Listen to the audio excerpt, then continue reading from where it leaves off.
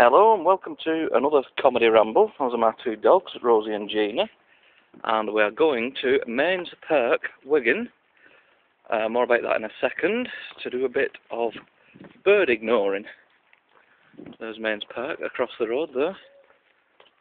So what is bird ignoring? I'll tell you what, let's get safely across this road and I shall tell you. Here we are, here's the main gate to Mains Park. I've just seen a magpie, by the way, but I've pretended that I haven't. A little bit more about that in a second, because that's all part of bird ignoring. Right, let's just let my dogs off. There we are. Pause this. Right, okay, so bird ignoring. What's the difference between this and bird watching? Well, bird watching, as its name implies, is all about watching birds. Obvious, really. Usually done with I don't know, you don't have to have equipment, but you can use binoculars, spotting scope, field guides to look up the birds that you've seen for identification purposes, all that kind of thing. You don't need any of that for bird ignoring. Don't get me wrong, I've nothing against bird watching, I enjoy it myself. Something which Alan Bennett, playwright, referred to as, what was it he said?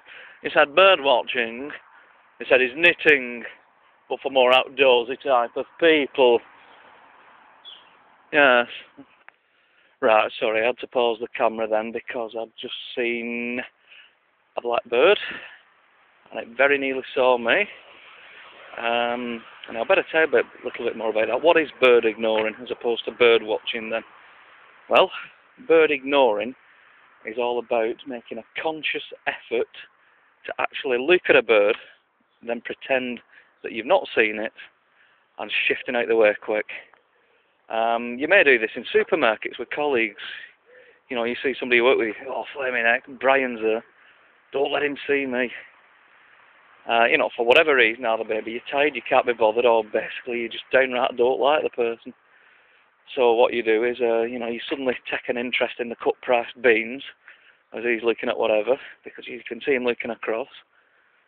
And you think, oh yeah, you do the old, oh I know what I forgot, I need to go and get milk, Luke, which is you know, something we all do, and then you scarper quick, and then you're in work, and then there he is, there's Brian or whoever, said, oh you were in Tesco on Friday, so, yeah I was, you know, all nonchalant like, yeah, well were you there?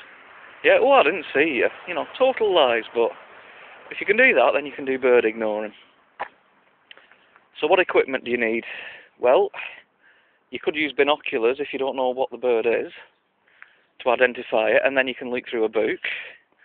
Kind of defeats the object really, because if you're going to focus so much interest in identifying it, then it's hardly ignoring it, is it?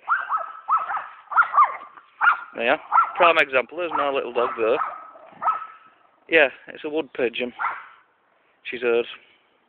Definitely, I'm not bringing her again. That is not ignoring it.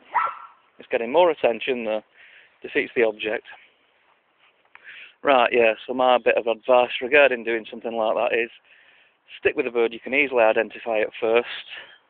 You can do all this other thing as bird watching. Go out and watch them, identify them, spot them, look through a telescope, look through binoculars.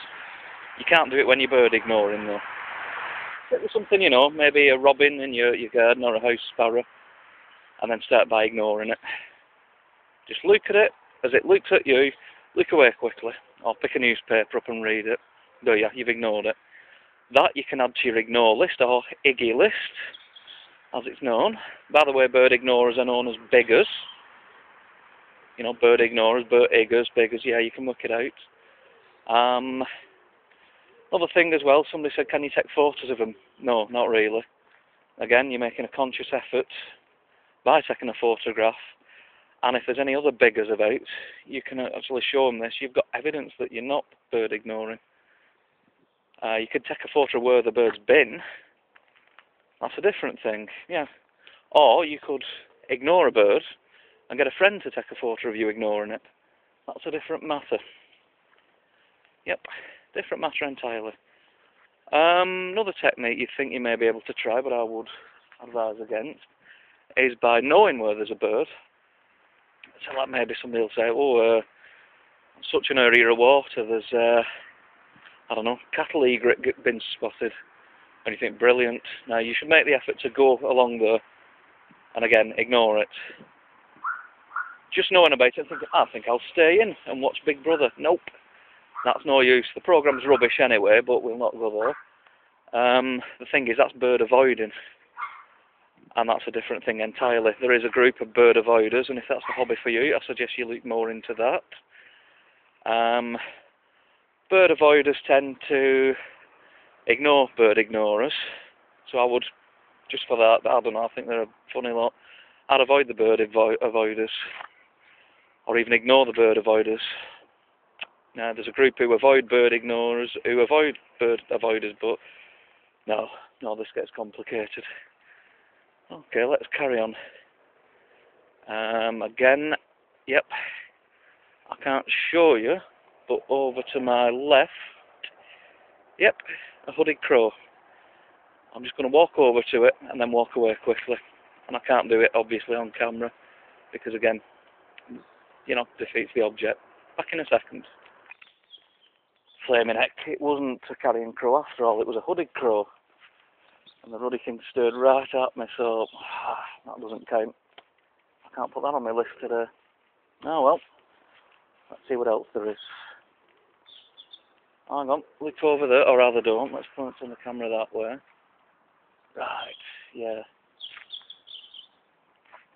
Another blackbird, but let's go and have a look at it. Well, that one backfired, I was wrong, it wasn't a blackbird after all. It was a crisp packet. It was, yep. There's my dogs in front of the cafe. Look at that lovely building there, isn't it? Right, now down there is the duck pond. This is where we'll try a bit of extreme bird ignoring. We're going to go down to there. There's going to be loads of birds. Usually, let's say mallard, black-headed gulls. There may be some geese on there, not sure. No, I don't think there are. But yeah, loads of mallards, loads of black-headed gulls. So we're going to go down there and have a try ignoring them.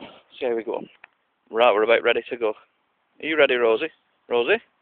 Rosie, come here, look here. Shall we ignore the ducks? Eh? Shall we ignore the ducks? Yep, I think we're ready. Here goes. Yep, there we are. Our dog's running up and down there. You can probably see them. Black-headed gulls flying over. Loads of mallards, as I say. I don't know how clear this is because I know the quality of my filming's not good. Some feral pigeons there, walking about. There's one. So why am I filming these? Well, because they've seen me. So I can't ignore them. What I'm going to do is I'm going to creep round the other side of the pond and film them. Back in a second. Right, brilliant stuff. Use my brains. I've put the dogs on the lead.